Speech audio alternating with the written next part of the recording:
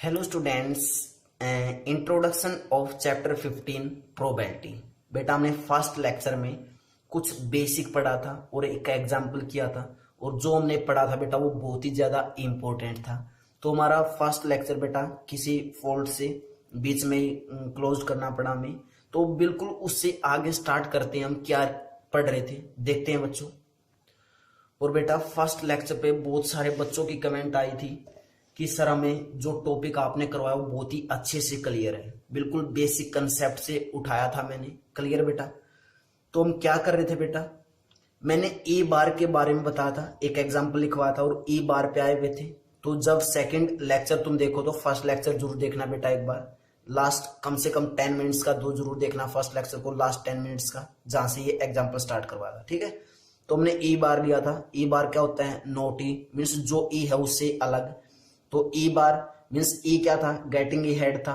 तो पॉसिबिलिटी क्या होगी? ई बार हेड के अलावा और क्या आ सकता है? टेल आ सकता है। तो मैंने क्या लिख दिया? Getting a tell. क्लियर है। अब जो इवेंट ई बार है, गेटिंग ए टेल है, तो टेल कितने टाइम्स आया सैंपल स्पेस में? एक टाइम। तो मीन्स क्या आ गया इसके अंदर? टेल आ गया। क्लियर है। अब जो इवेंट है बेटा, यहाँ पे ई इवेंट था, यहाँ पे ई बार क्या है? ये एक इवेंट है। ई बार क्या है? एक इवेंट। और जब इस प्रोबेबिलिटी निकालेंगे किसकी? ई बार की, तो वो कितनी आएगी? ध्यान दो, फार्मूला क्या होता है? Number of favourable outcomes, number of favourable outcomes और divided by total number of possible outcomes, total number of possible outcomes, possible outcomes, यही होता बेटा फार्मूला। तो प्रोबेबिलिटी ऑफ ई बार क्या है हमारे पास? Number of favourable outcomes means event E bar में कितने हैं एलिमेंट्स? 1 है। तो 1 divided by total number of possible outcomes कितने हैं सैंपल स्पेस में? सैंपल स्पेस तो यही रहेगा ना जब टेल आएगा तो भी बच्चों। तो कितने हैं? 2। तो 1/2। तो प्रोबेबिलिटी ऑफ ई बार कितनी आई हमारे पास है? 1/2 आई। और ध्यान दो बच्चों, मैंने रिजल्ट क्या करवाया था कि प्रोबेबिलिटी किसी भी इवेंट की, जब प्रोबेबिलिटी निकालते हैं किसी भी इवेंट की, यहाँ पे इवेंट ई था, यहाँ पे इवेंट ई बार है, तो ई बार की भी जो प्रोबेबिलिटी आई है वो 0 और 1 के बीच में आई है। क्लियर है। जब भी हम बेटा किसी भी इवेंट की किसी भी क्वेश्चन में प्रोबेबिलिटी निकालेंगे तो वो पक्का 0 और 1 के बीच में ही लाई करेगी। अगर 0 हुई तो इम्पॉसिबल इवेंट बोल देंगे, और 1 हुई तो श्योर या सर्टेन इवेंट बोल देते हैं।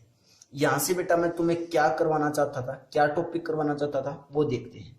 देखो अब ध्यान दो बेटा, ये इवेंट ए था, इसकी प्रोबेबिलिटी क्या है? 1/2। ये event E bar means not E है, तो इसकी प्रोबेबिलिटी 1/2। क्या मैं यहां से ये लिख सकता हूं कि probability of E plus probability of E bar कितना आया हमारे पास? प्रोबेबिलिटी ऑफ ई कितना है? 1/2 plus probability of E bar कितना आया? 1/2। मीन्स हम यहां से लिख सकते हैं कि probability of E plus probability of E bar बोल रहा हूं। ई बार मीन्स क्या बेटा? ई बार बोलो या फिर नॉट ई मीन्स ई के अलग, ई से अलग। तो probability of not E means E bar equal to 1। Clear है। ये मैं प्रूफ करवा रहा हूं बेटा, रिजल्ट है ये हमारा। तो probability of E plus probability of E, probability of E plus probability of not E कितना आ गया? 1 आ गया। उसके बाद क्या यहां से हम ये लिख सकते हैं क्या कि प्रोबेबिलिटी ऑफ ई इक्वल है किसके?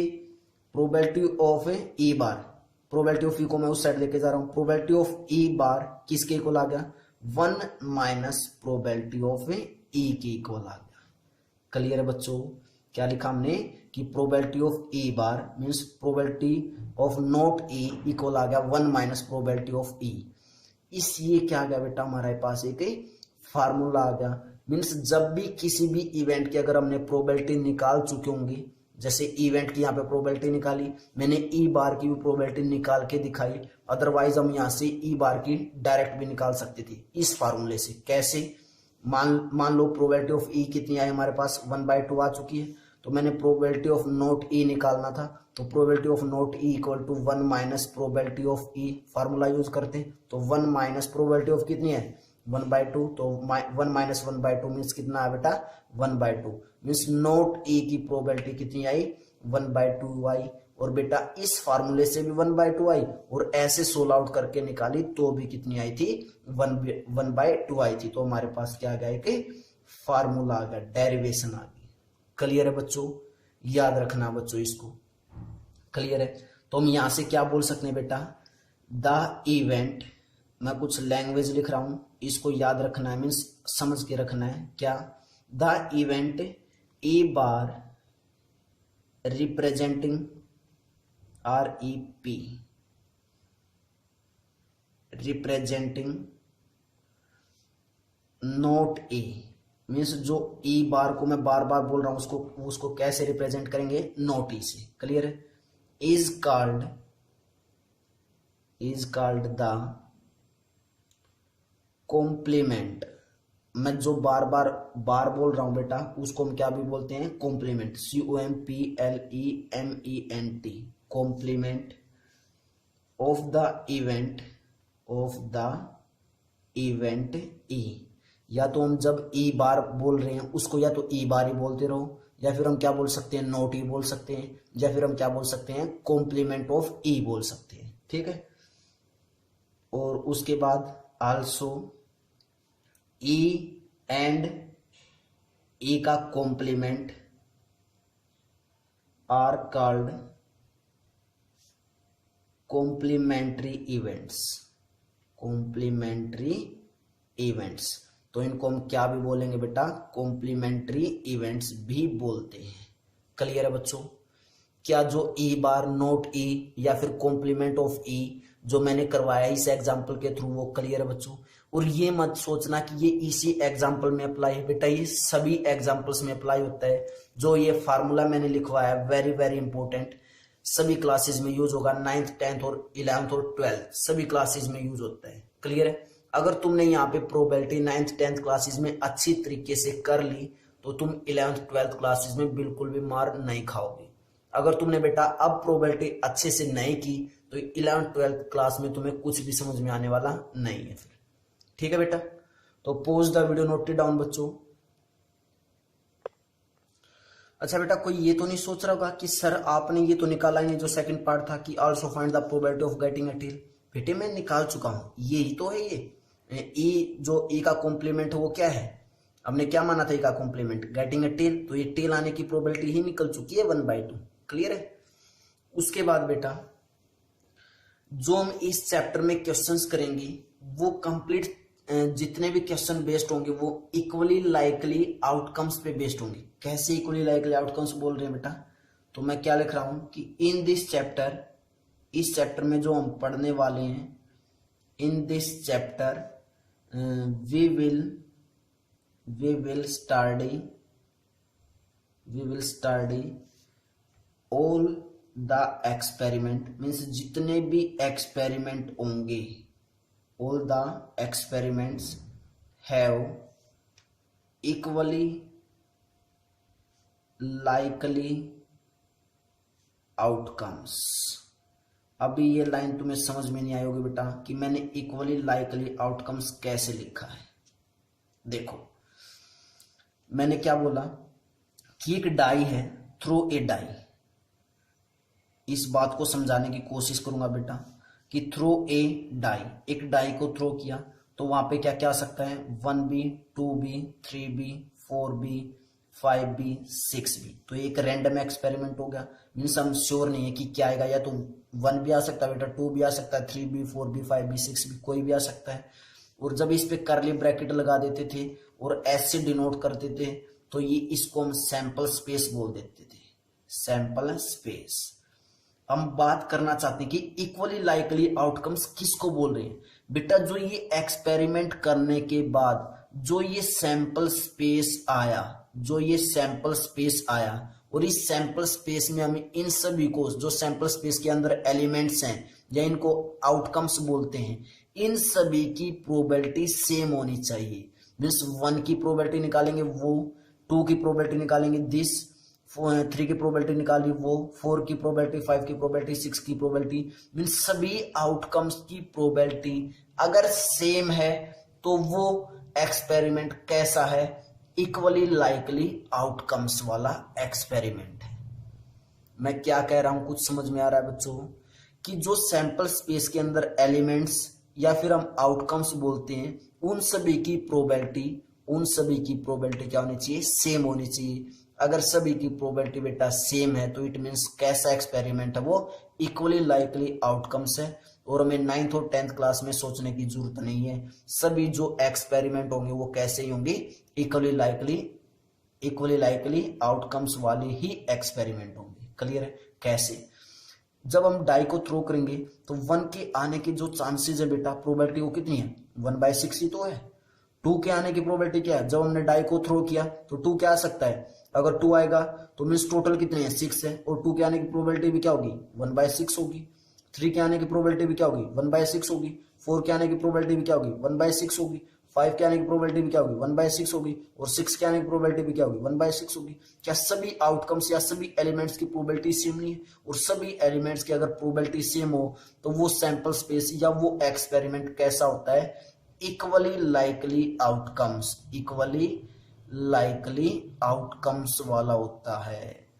इन बातों को बेटा 11th 12th क्लास के अंदर ज्यादा समझ पाओगे, क्योंकि वहां पे कुछ एक्सपेरिमेंट ऐसे मिलेंगे जो इक्वली लाइकली आउटकम्स वाले नहीं होंगे। मींस जो सैंपल स्पेस के अंदर एलिमेंट्स होंगे उन सभी की जो प्रोबेबिलिटी होगी वो सेम नहीं मिलेगी वहां पे।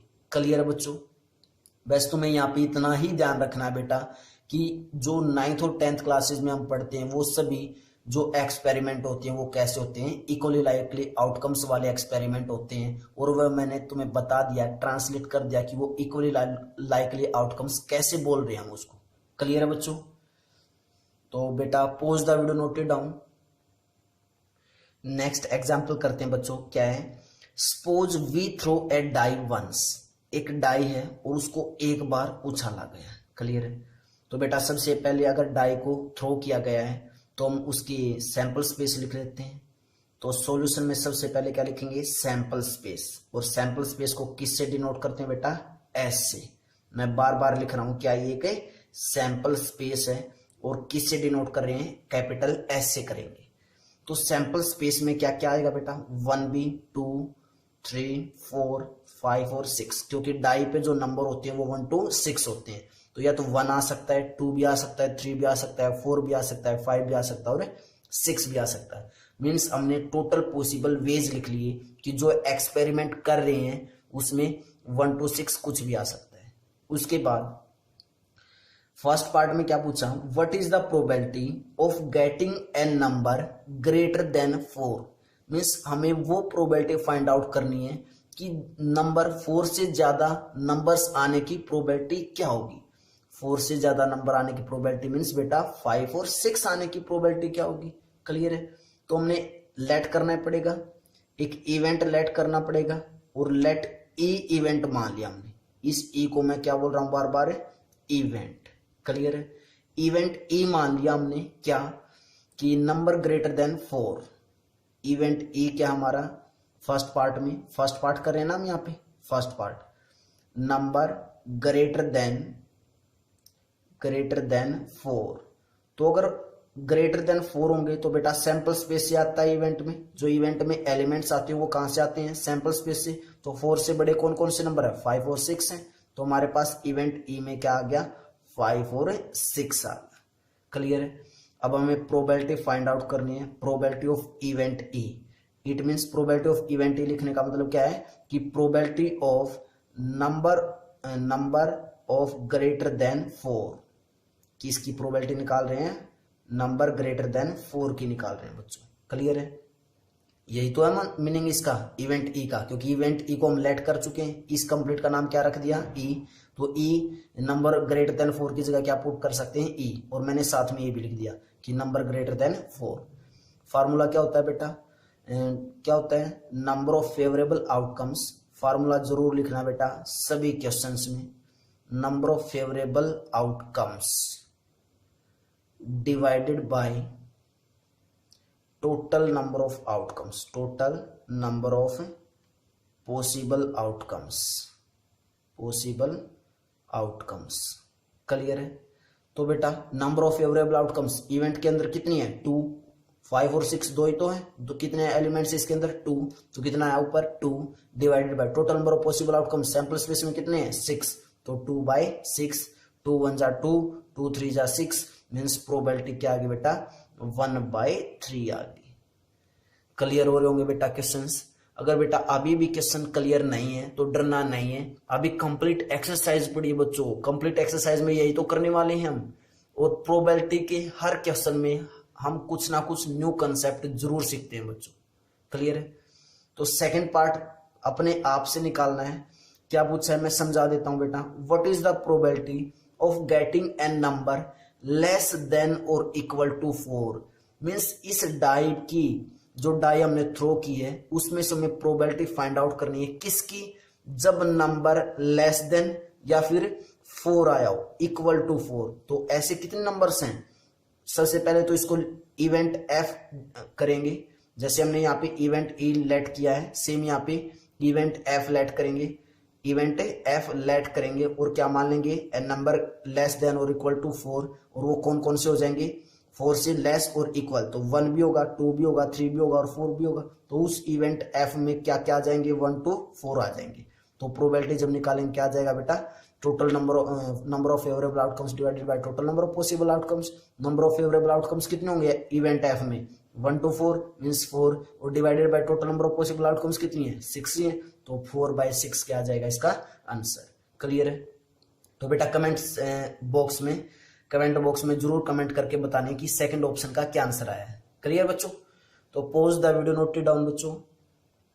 नेक्स्ट एग्जांपल करते हैं बच्चों। क्या है?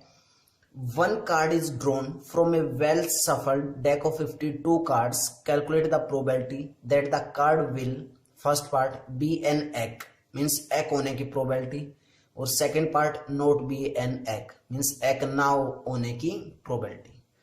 सबसे पहले तो बच्चों हमें कार्ड्स के बारे में ही पता होना चाहिए, तो पहले हम कार्ड्स के बारे में ही नॉलेज ले लेते हैं।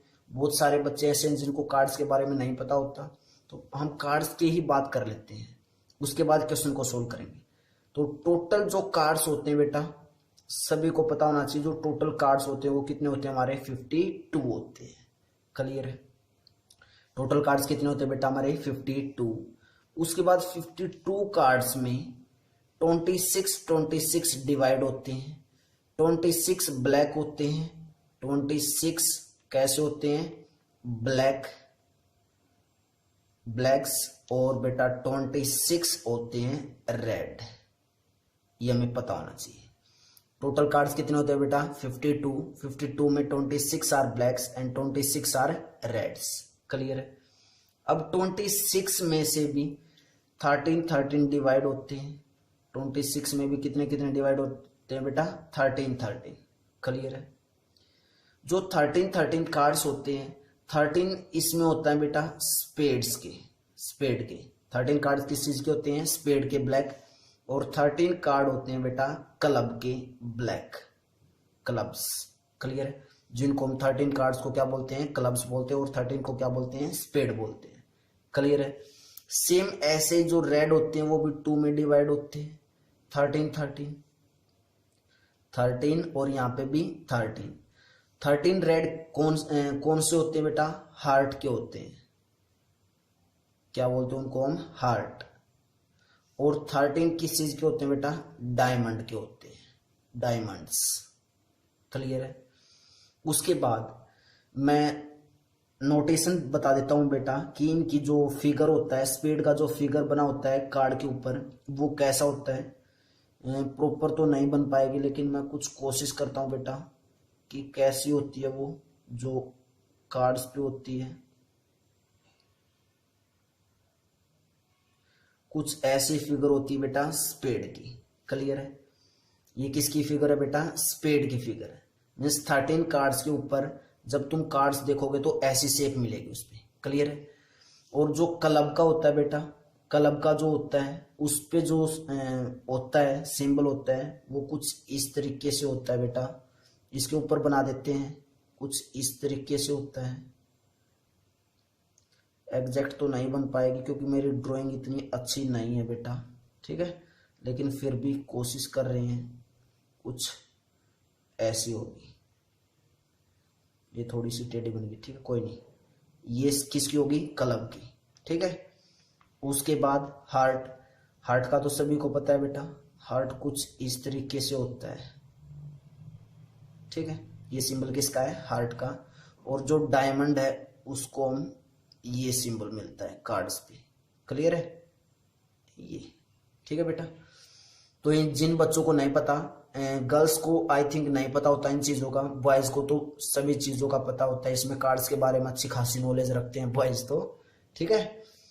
तो ये हमें कार्ड्स डिवाइड कर दिए 13 मीन्स, और जो ये 13 कार्ड्स डिवाइड होते हैं बेटा, इनको हम बोलते हैं suits.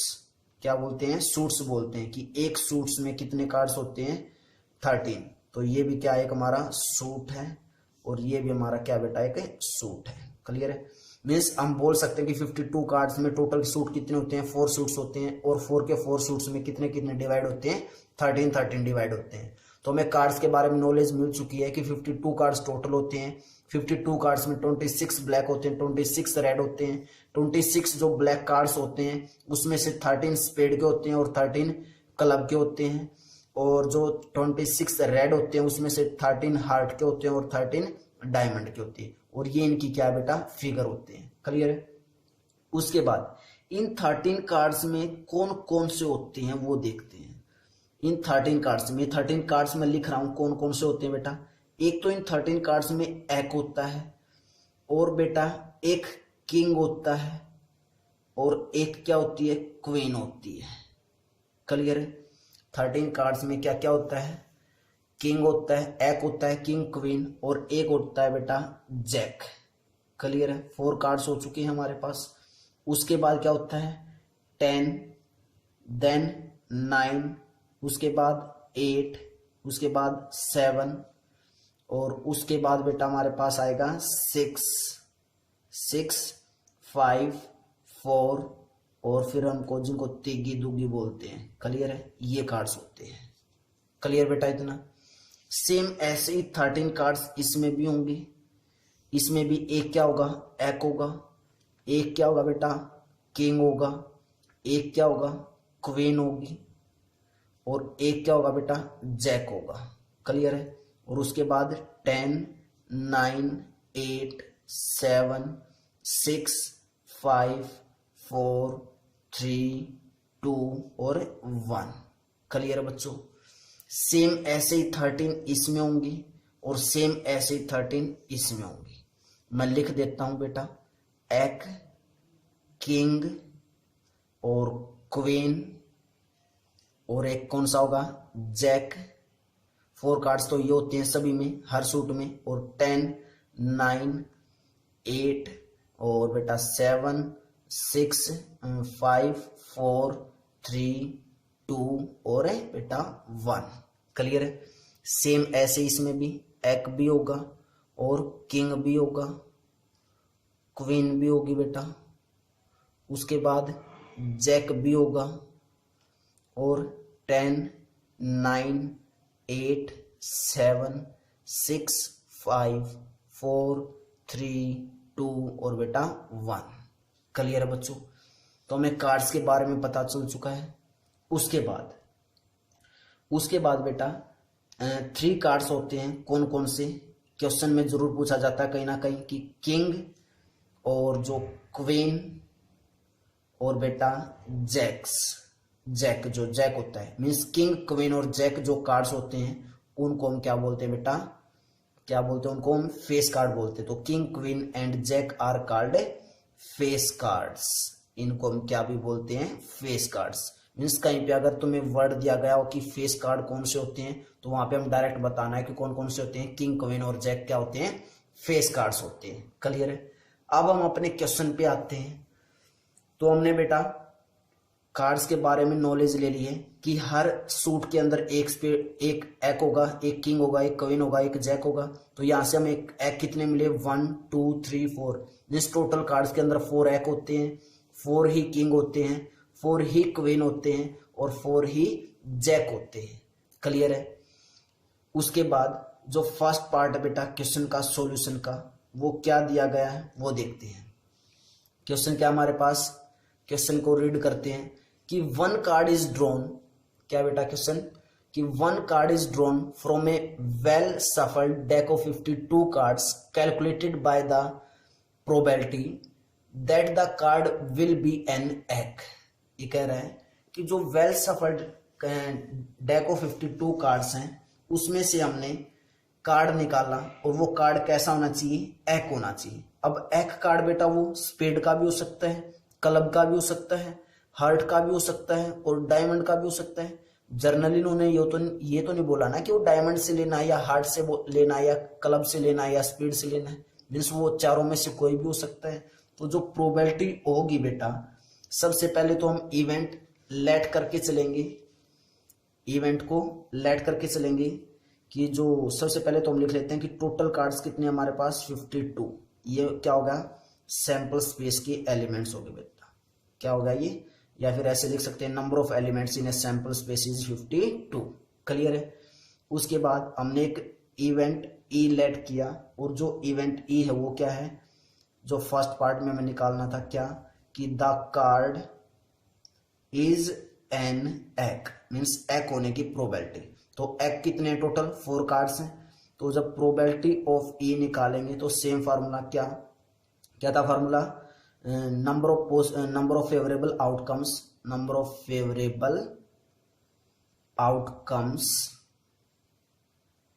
Divided by total number of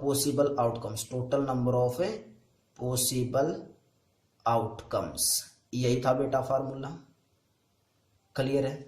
अब number of favourable outcomes, the card is an एक, कितने हैं 4 है, इवेंट ई के अंदर कितने हैं आएंगे कार्ड 4 आएंगे। 4 कौन कौन से आएंगे, 4 के 4 जो मीन्स एक है, 13 जो सूट्स स्पीड के अंदर होगा एक क्लब के अंदर होगा, एक हार्ट के अंदर होगा और एक डायमंड के अंदर होगा। तो टोटल कितने कार्ड्स आए 4 आए, तो 4 अपॉन और टोटल पॉसिबल आउटकम्स कितने हैं 52, क्योंकि 52 में से निकालें तो प्रोबेबिलिटी क्या आई 4/52, 4 1 जा 4 और 4 1 जा 4 और 4 3 जा 12, मीन्स कितनी आई प्रोबेबिलिटी बेटा 1/13 आ गई, किसकी, एक होने की प्रोबेबिलिटी। क्लियर है। अब जो सेकंड पार्ट दिया है बेटा उसमें क्या पूछा इन्होंने हमसे कि नोट बी एन एक, नोट बी एन एक मीन्स एक ना होने की प्रोबेबिलिटी क्या होगी। इसको हम 2 वे से निकालेंगे, 2 वे से निकालेंगे। एक तो हमने फार्मूला करवाया था कि नोट ई जब निकालना हो तो कैसे निकालते हैं, और एक हम बेसिक फार्मूले से निकालेंगे, क्योंकि अभी तो हम इंट्रोडक्शन कर रहे हैं बेटा, सीखना हमें, ठीक है।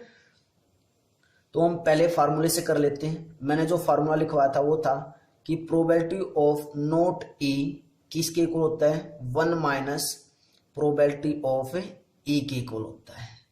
बेटा ध्यान रखना, यहाँ पे मैंने इवेंट ई लिखा है तो यहाँ पे ई आएगा। अगर यहाँ पे इवेंट एफ लेता या मैं ए लेता तो क्या आता, प्रोबेबिलिटी ऑफ ए का complement equal to 1 minus probability of A आता। क्लियर है। तो प्रोबेबिलिटी ऑफ ई का कॉम्प्लीमेंट या फिर प्रोबेबिलिटी ऑफ नोट ई बोल सकते हैं, 1 minus probability of E 1/13। Clear है। तो सोल्व आउट किया कितना है 13 माइनस 1 डिवाइडेड बाय 13 मीन्स कितना है बेटा 12/13। तो जो प्रोबेबिलिटी ऑफ ई कॉम्प्लीमेंट है मीन्स एक ना होना उसकी प्रोबेबिलिटी कितनी आई 12/13 आई। सेकंड पार्ट यही तो था हमारा कि नोट बी एन एक ना होने की प्रोबेबिलिटी क्या होगी। क्लियर है। तो हमारा उस फार्मूले से आंसर कितना है 12/13 आया। अब जो हमारा फार्मूला बेसिक फार्मूला है उससे सोल्व आउट करते हैं इसी पार्ट को। क्लियर है। नोट बी एन एक है तो हम इसको इवेंट मानेंगे कुछ ना कुछ, और लेट कर लिया वो इवेंट क्या है बेटा एफ इवेंट है। क्या है एफ इवेंट हमारा कि card drone is not an एक, मीन्स जो कार्ड निकाला गया वो एक कार्ड नहीं है। Card drone is not an एक मीन्स एक कार्ड नहीं है। अगर बेटा एक कार्ड नहीं है, टोटल 52 कार्ड्स हमारे पास, कितने टोटल 52 कार्ड्स हैं। अगर एक कार्ड नहीं है मीन्स यहां से एक नहीं आएगा, ये भी एक नहीं है, ये भी एक नहीं है, ये भी एक नहीं है, मीन्स इन एक्स को छोड़ के और कोई भी कार्ड्स निकल सकता है, और कोई भी कार्ड्स निकल सकता है। तो मीन्स हमारे पास जो फेवरेबल केसेस होंगे, मीन्स फेवरेबल केसेस होंगे वो क्या क्या हो सकते हैं, इन एक्स को छोड़ के टोटल कार्ड्स 52 में से इन एक्स को छोड़ के और जितने भी कार्ड्स बचे वो क्या हो जाएंगे, हमारे फेवरेबल केसेस हो जाएंगे। क्लियर है? तो इट मीन्स 52 में से अगर हमने 4x निकाल दिए तो कितने बचे, 48 बचे।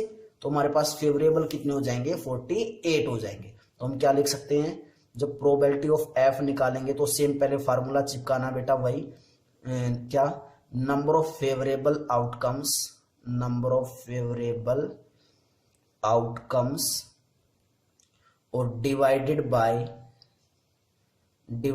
क्या आ जाएगा बेटा, total number of possible cases, total number of possible cases या फिर क्या बोल सकते हैं, आउटकम्स बोल सकते हैं। क्लियर है? Number of favourable outcomes not an एक होने का 52 में से अगर 4 माइनस कर देंगे कितना बचा, 48, और total number of possible outcomes means total cases कितने हैं, 52 कार्ड्स हैं तो 52। क्लियर है बच्चों? इसको कैंसिल आउट करेंगे, 4 से कर दिया हमने, 4 1 जा 4, 4 2 जा 8, 4 1 जा 4, 4 3 जा 12, तो कितना आया बेटा, 12/13 आया।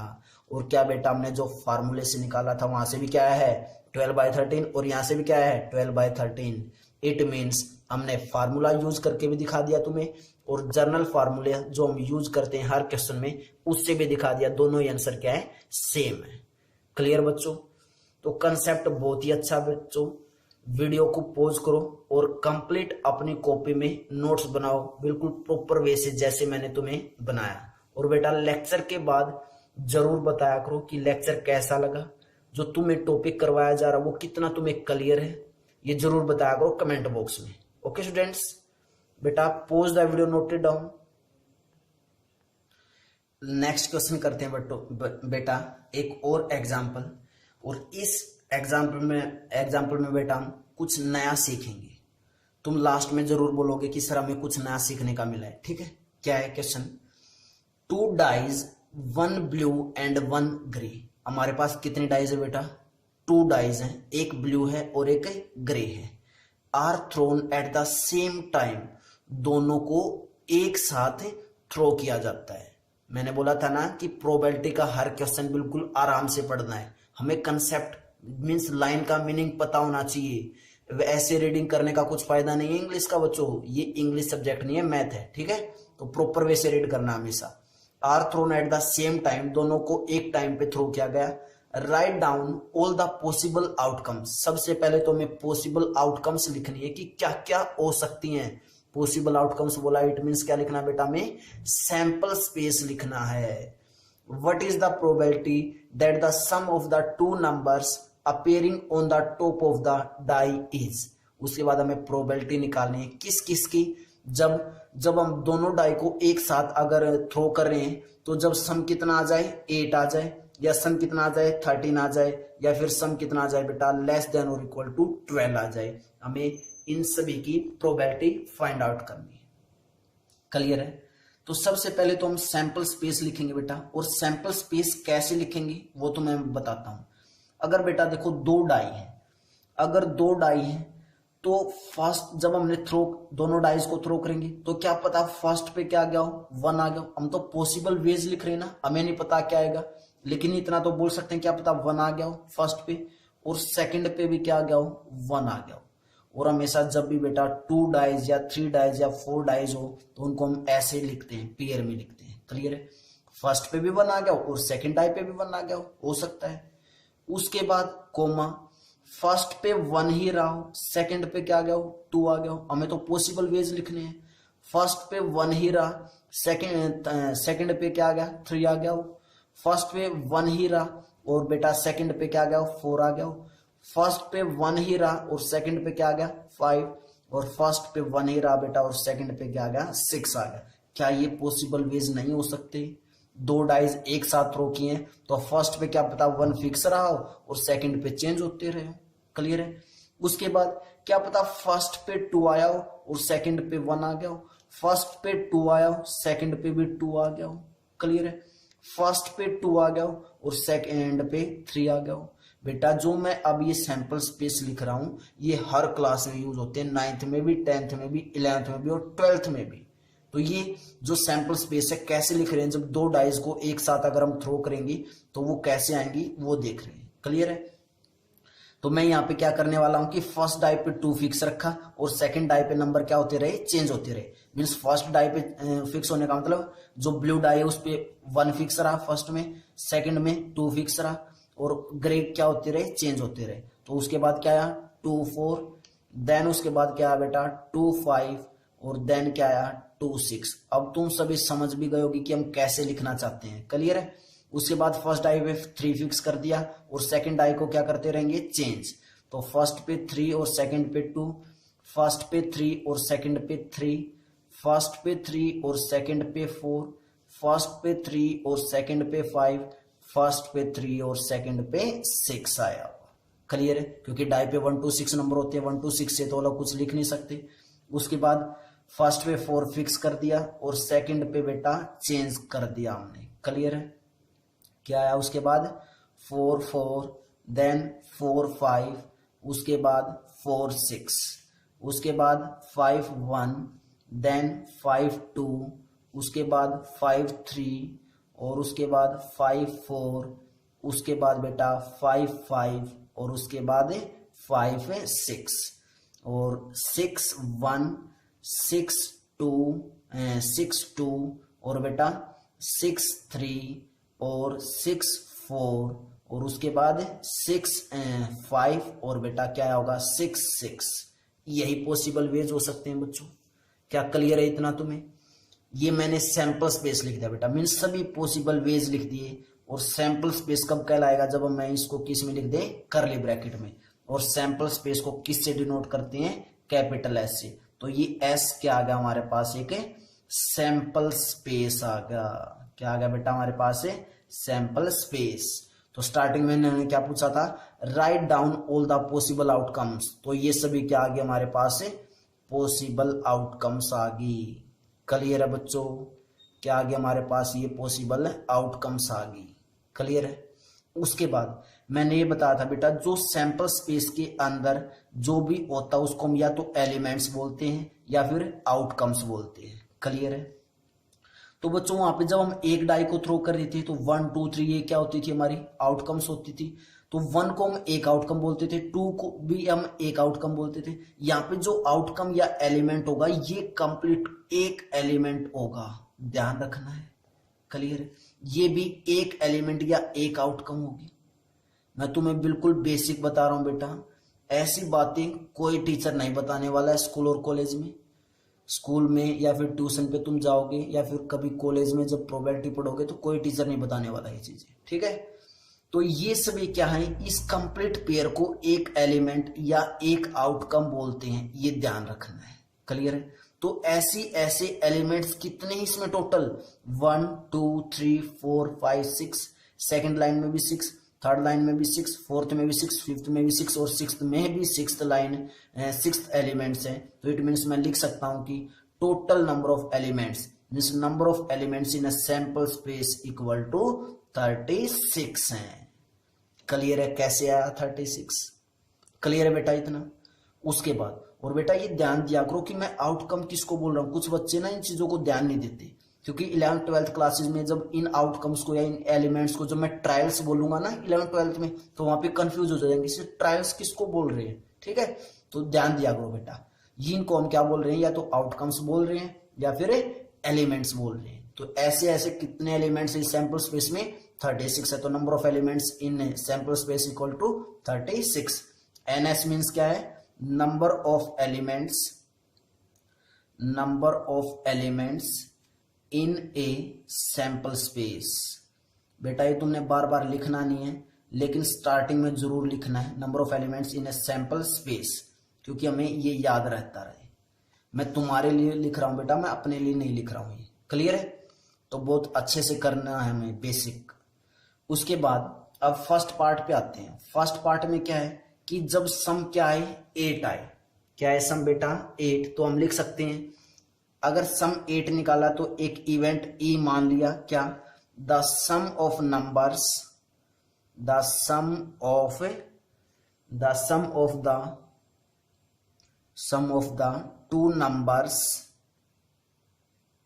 To numbers is 8। हमने वो इवेंट क्या मान लिया, ई मान लिया, क्योंकि फर्स्ट में वही तो निकालना है जब सम कितना है 8 है। तो ऐसे कितने एलिमेंट्स होंगे देखते हैं, ऐसे कितने एलिमेंट्स होंगे ई के अंदर, मीन्स सैंपल स्पेस के अंदर, क्योंकि इवेंट ई में जो इवेंट, इस ई को हम क्या बोलते हैं बेटा, इवेंट बोलते हैं ना।